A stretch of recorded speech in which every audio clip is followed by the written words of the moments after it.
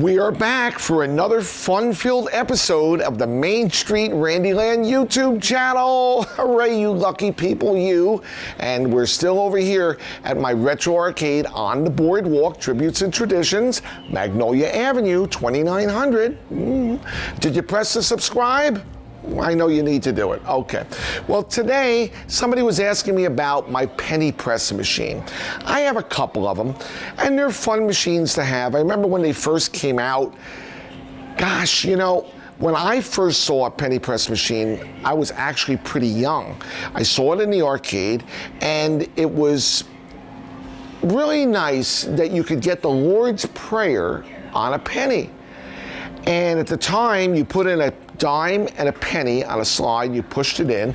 We're talking this machine was made in 1960 because I was made in 1960, so it was back when I was a little kid.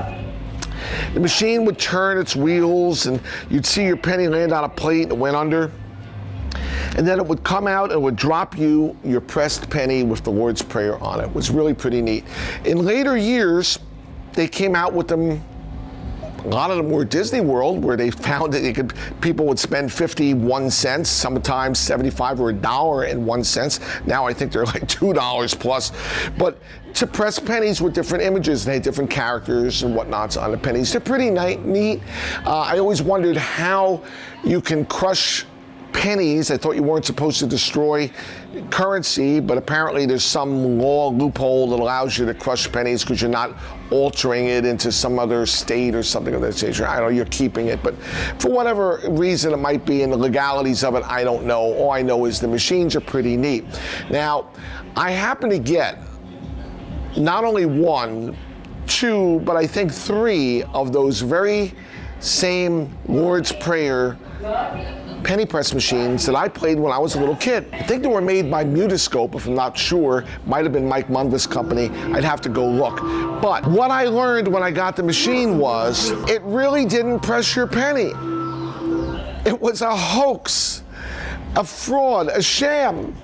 It fooled me when I was a little kid. I was thinking, wow, I'm putting in my dime and my penny and I'm watching it go around under the wheels that are turning, and I got my crushed penny with the Lord's Prayer on it.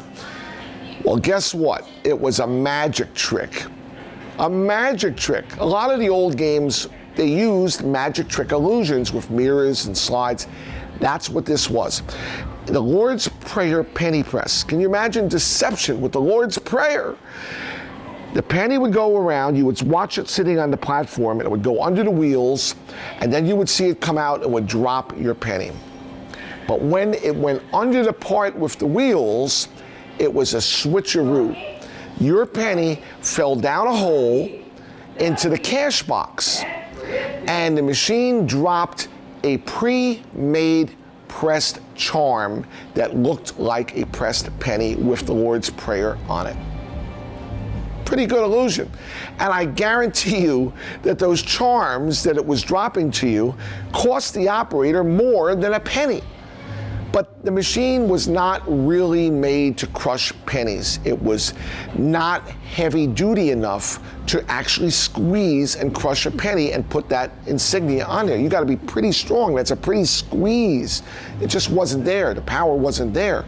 So I guess for the factor of cost of making these machines and the longevity of selling, you know, the pre-pressed pennies, they sold a lot of them. But guess what? Just like my standard metal typer, you can't get the pressed tokens anymore that go in the machine. So the machine is no longer something you can use in an application because you can't buy the Lord's Prayer charms to go in the machine. I always had in the back of my head, there must be some way to make those charms. Well, of course, you could go to a company that makes things and they can make a die and they can stamp them out for you and everyone would come out perfect. But what is the cost factor? I'm sure the cost factor is going to be astronomical in today's world, that I would have to run the machine at $2. Well, I don't think everybody wants to spend $2 for the Lord's Prayer pressed on a penny. I came across a penny press machine that was more modern, that actually crushes the penny and puts the Lord's Prayer on the penny. Perfect. I had to buy it because now, theoretically, I can crush pennies in advance with the Lord's Prayer and load them up into my other machines, and they too can dispense the Lord's Prayer through the penny press. Smart thinking. So these penny press machines usually go for a lot of money. They do. So I can't really justify the purchase of thousands of dollars for a penny press machine for something I'm going to make pennies on. Came across one, hate to tell you, on eBay. Well, I'm making mock of eBay. eBay actually is pretty good for a lot of things that you really wouldn't be able to find just by knocking on somebody's door or going into, a store and trying to find these items. So there's a lot of obscure things that come up on eBay, particularly old parts for games that people have laying around and maybe nobody wants, so to put them on eBay, and I see it, I know what it is, and I figure, well, I might be able to use that. So one day I came across a Lord's Prayer penny press machine. So I bought it. And it said, I love their descriptions, used, works as intended. That's the key right there, works as intended. Well, maybe it works as he intended, but not necessarily as the manufacturer of the machine intended or the guy who's going to operate it intended. So that's always a great phrase, works as intended. So it's supposed to be working according to the category of used items. When you buy it, they're supposed to be working, but here's where they get you. The machine was out on the West Coast. I don't know if it was Oregon, Nevada, or California, but it was someplace far. It cost me almost $800 to have that machine shipped here. Yeah.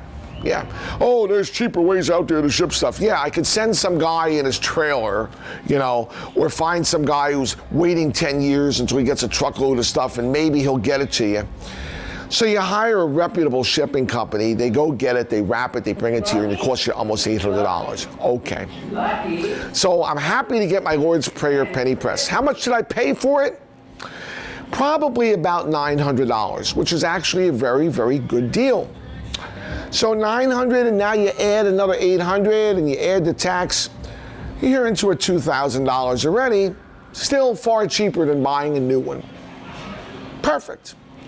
Okay, I get my Lord's Prayer penny press, and it works as intended if you intended it not to work. So it, being a little more modern machine, it had a small circuit board that ran the machine. Good for garbage. Maybe you could use it as an ice scraper on your windshield someday when you go out in the morning and there's ice on your windshield. You could get this board, you could scrape it off. But it sure as hell didn't work as far as a penny press machine is concerned. So what am I going to do? I could try to get replacement boards. You're not going to find that anywhere. How many of these did they make? Not many. Probably some company that was out of business 2 years after they started. You're not getting any boards. Okay. Well, eBay has their buyer protection plan. You can get a complete refund. You just have to return it to the seller. Another $900 to return it? And then what? I paid $1,800 in two-way shipping for zero just to get my money back? So your options, you have to call Randy Land Engineering, and you have to get Randy to come away from his busy day and try to make something to make it work. Simple as that. So it's not, how hard can it be to make it work? It's not that complicated. If you can get the motor to turn and the pressing part is not actually damaged, the gears aren't broken, then you don't have a problem where you got to get somebody else to make gears. I've got one like that that's got a broken gear, and for years now I haven't been able to economically get somebody make a replacement gear, so it sits there broken. So this was a control problem. I was able to get the mechanisms to work and function, so I had to build new controls. Simple as that. And that's kind of what I do. So we have the Lord's Prayer penny press machine. And here it is. And it doesn't have a marquee. And I will have to eventually get the time to make a marquee that goes in front of the light that says, you know, Penny Press or Lord's Prayer or something of this nature. And they got some tape on here that it was obviously a sign there at one time. You see the tape, and it probably said out of order, which they ripped off of it so that they could sell it on eBay as working as intended. And of course, it didn't have your push chutes on it because somebody was parting it out already. So I had to get a nice push chute for it and a nice penny one. Try to find a penny push chute someplace. Okay, so, but it has actually some nice woodwork to it, and it says the Lord's Prayer Penny Press, and the machine is basically solid. Although it didn't come with a back door, so I had to cut a piece of wood for a back door. Again, not the end of the world. But inside, here you have your circuit boards, which are original to the machine, and your typical chips. And how hard would it be to fix the circuit board? Well, probably not as hard to fix the circuit board as it would be to make my own controls. But this probably never worked right to begin with, all right? So I figured, what's the purpose? So I just made my own controls to run it, and just the heck with their circuit boards. So, oh, the fortune teller's talking again. Okay. So you have your standard Dayton motor, and it turns your gears, and it turns the bigger gear to gear it down, and then you have your roll pins here, which are the nice big gears, and inside here you have your dies, which are going to press the machine. So you have a few sensors to tell the machine where it is. You have a sensor here, and you have a sensor here. This is actually a little solenoid that comes in and out to stop the penny, which I found was totally useless because all it would do is jam the penny, so it's disengaged. And we have a micro switch on the top that simply gets hit by the slide coming in when you put your penny. When you push your penny all the way in, it'll come all the way back and it'll push up the slide.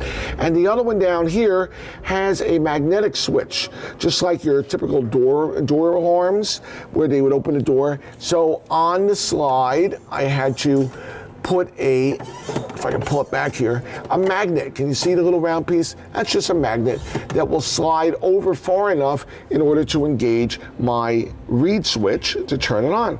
So when we turn it on, and I can simulate, we have to have a penny. Well, we won't do it with the penny because I don't have many pennies here. So where's my magnet? I got a magnet here. So first we can do is we'll simulate a penny. Penny came in, and it operates one of my relays down here. We actually have a green light on that relay, which shows you that it's working. How about that? I really went all out and used sockets and everything. Ooh, I must have been busy that day. All right, and then we'll simulate with another magnet, and we just go here. And it turns on your control circuits here, which is now turning your knobs, turning your squeezers, and it's going to crush your penny.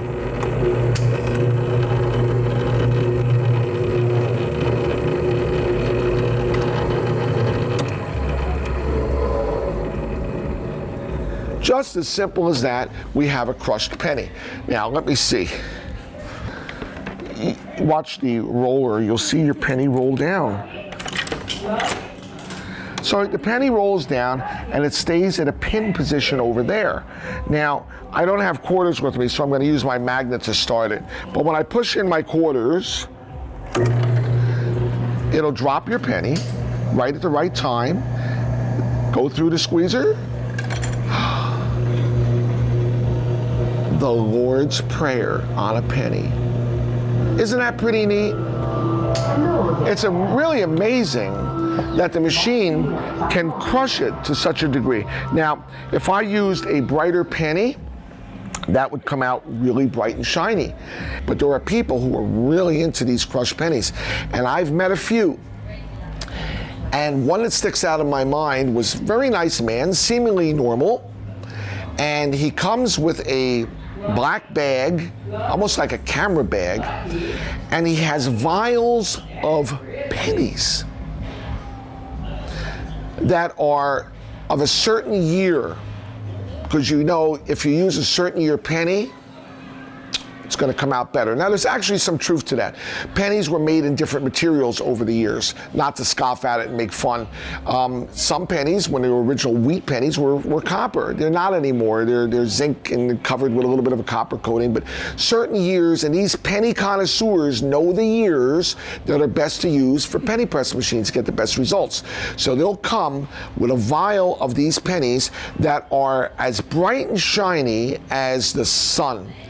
And they have polished these pennies, pre-polished them, mind you, because they're going on their pilgrimage to get their crushed penny. And they have a special polishing process. They use special chemicals, and they'll repeat and rinse and repeat and rinse and dry them in a certain way, and they'll have them in the tube to bring them to crush pennies. So after they crush their penny, and I will admit it comes out really nice, bright and shiny, in order to keep it bright and shiny, they immediately take that penny and they reach into their little bag of tricks, and they have a cardboard that is cut with an oval with like a cellophane covering on both sides that they can put the penny in so you can view it without touching it. Don't get your fingers on it. And they actually wear gloves to take the penny out of the machine, and they will staple around side to hold it in there, but that's not good enough. Then they have to put that into a plastic clamshell box that's specifically made for that size holder so that it is airtight and no air can get in there to not tarnish the penny. And admittedly, they said it will only protect it for a few years and then it'll tarnish anyway. Well, seems a bit extreme. It's a penny. I know it's more important to some people than to other people, and they came for the pilgrimage, but that, to me, takes the fun out of it. You're in an arcade, you see a penny pressing machine, it's 50 cents. You put 2 quarters in it and a penny. A lot of people don't even have a penny. I go, here's a penny. So they make their penny and they have it, and it's fun. They put it in their pocket. If they lose it, guess what? They can get another one. If it gets chopped up a little bit in their pocket, scratched up with their keys, so what? It's not the end of the world. It's a penny. So nobody's disappointed when they get the penny from the penny press machine, unless you are a connoisseur and by chance, maybe that penny didn't print perfectly on there and some of the outside border is a little to the side or a little low or a little high. I mean, this can be a very serious thing. This could ruin somebody's entire day. Maybe even, depending upon how far off it is, it could ruin their week if they didn't have any more pennies in that vial and they had them all planned. So this one's pretty good because I made the timing specific, that I set it just right so it drops that penny at the precision split second in order to roll properly with the rollers. They don't all do that, particularly the ones that you turn by hand. If you don't get it exactly on, guess what? You're not going to get a perfectly pinched penny. And I have one like that here too, and believe me, it's very upsetting when somebody with their vial of pennies uses it, because I'm usually over there for the next half an hour making courtesy pennies for them, trying to get one that's just right. But we aim to please customer service at the Retro Arcade. After all, they spent their original 50 cents, 51 if you want to be precise. But that is the story of the Lord's Prayer penny press machine. And all because somebody in 1960 or before made a bogus Lord's Prayer penny press machine so you couldn't get the penny presses anymore. And mind you, a real pressed penny is curved. Can you see the curve? Because it's following the roller. That won't work in my bogus penny press machine. They have to be flat. So now I have to go through another process of flattening. I'll use a bench press of flattening my pennies so that I can stack them up in there so that then I can get a dime and a penny for all my efforts. I'll have to change that coin slot, but it's a wide coin slot for a side by side. I'm not going to be able to fit 2 quarters and a penny. It's not going to happen. Maybe a $1 coin, that might be fitting. Or maybe I'll just have to put the machine up on a shelf. not let anybody play it, put this one down below it so they can get their real penny, and then have a video telling the story of the real penny press machines and the bogus ones. Wouldn't that be fun? Now you can tell your grandkids, if you got one of those old ones, it's not a real penny. But over here at the Retro Arcade, you can still get one that's real. It's a fun episode, isn't it? I knew you'd enjoy it. So we're going to see you next time on the Main Street Randyland YouTube channel. Bye now. I got the penny.